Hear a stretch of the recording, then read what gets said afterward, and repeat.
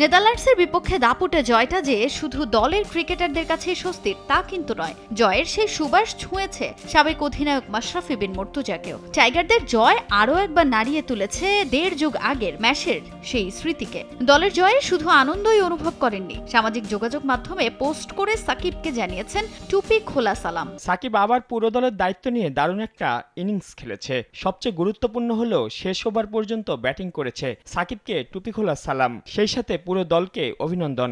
Big relief. Tiger বোলারদের পারফরমেন্সের প্রশংসায় মাতেন ম্যাশ।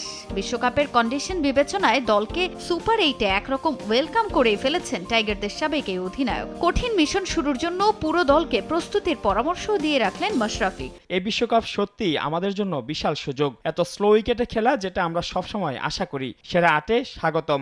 এবার শুরু হবে আমাদের আসল বিশ্বকাপ। এই উইকেটে কেউ সেরা দল নয়। আমরা বিশ্বাস রাখতে পারলে দারুণ কিছু করা সম্ভব।